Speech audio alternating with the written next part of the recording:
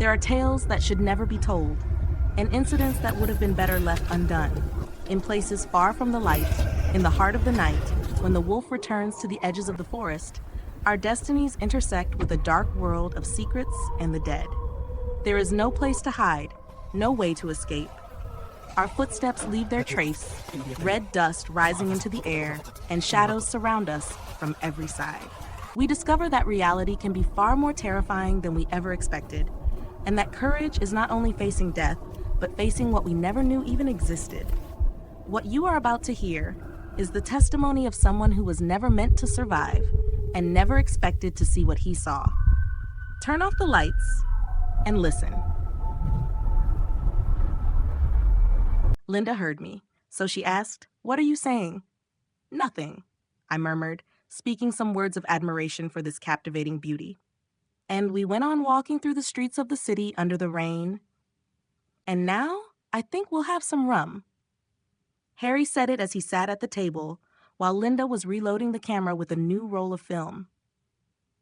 The cafe atmosphere was humid, and the darkness of the night hung over the city like a heavy black cloth full of holes from the street lamps.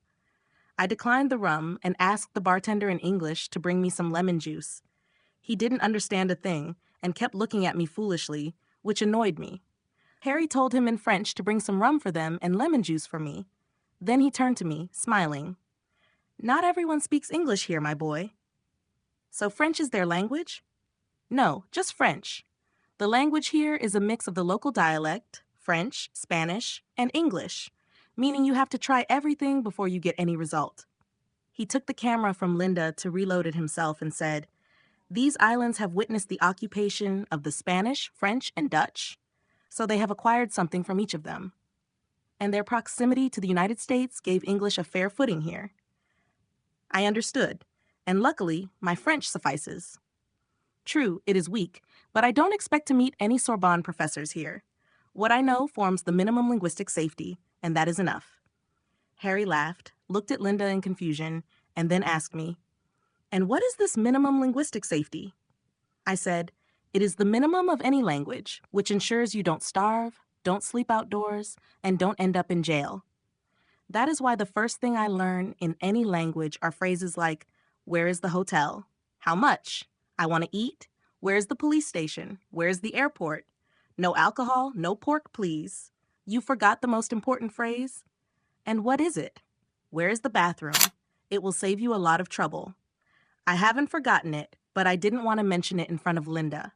And there is another phrase.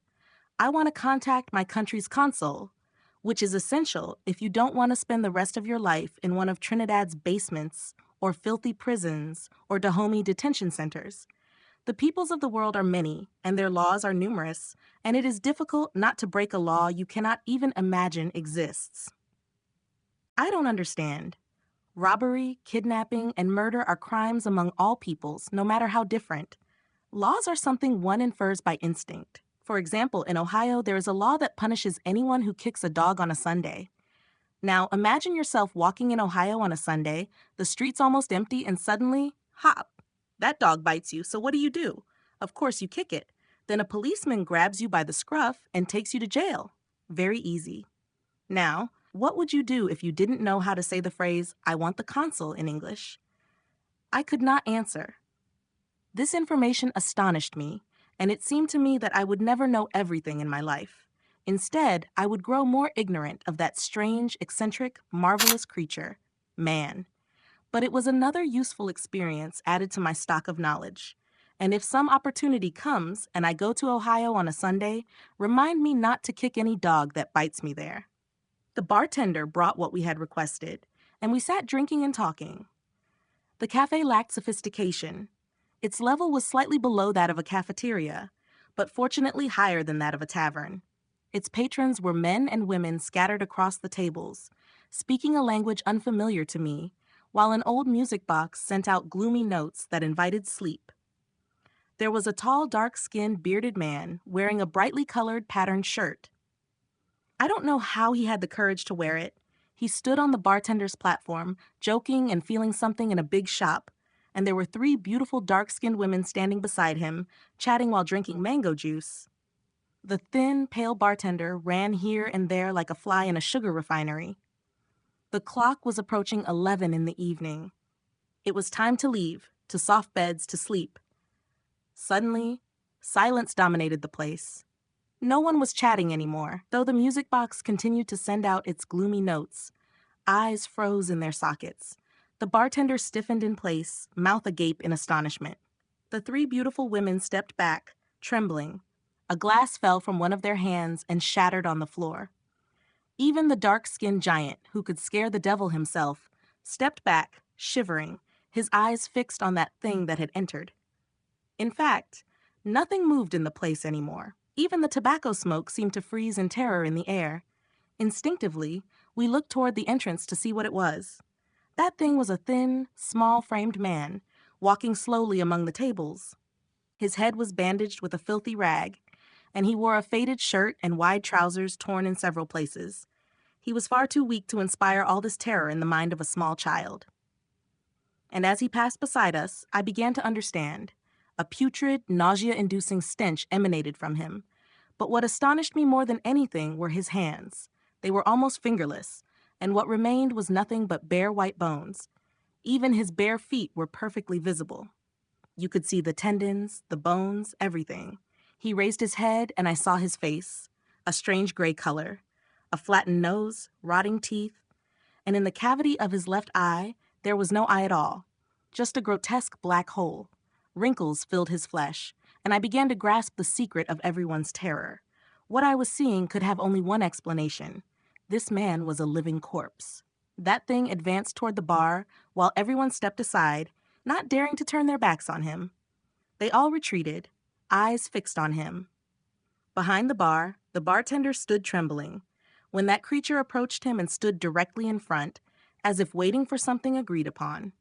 In a hysterical motion, the bartender began pouring rum from the bottle into a large glass.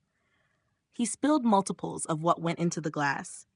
And I cannot blame him much. In fact, if I put myself in his place, with that thing just meters away, observing him with its single yellow eye so intently, and the thing stretched its bony hand toward the glass and began feeling it greedily. Then it threw it onto the counter, asking for more, which the bartender didn't even need to understand, as he immediately began refilling the glass even before it was placed in front of him. I glanced at Harry out of the corner of my eye and found him turning the camera's aperture dial, his eyes never leaving the scene. He chose the widest aperture with the B speed, allowing him to set the exposure time himself. In other words, he was preparing to take the photo in this dim light without a flash. "Mommy, I'm scared," Jimmy cried, burying his teary face in Linda's chest as she stroked his hair gently and confidently, while her eyes never left that thing. A terrifying experience for a child at this age. What you have just heard is not the end. It is only part of the picture, a small fragment of a longer chain, where every answer creates a new question.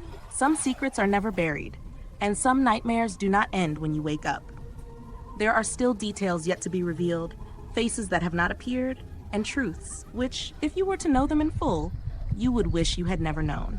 Until we meet again, remember, not everyone who survived has truly survived.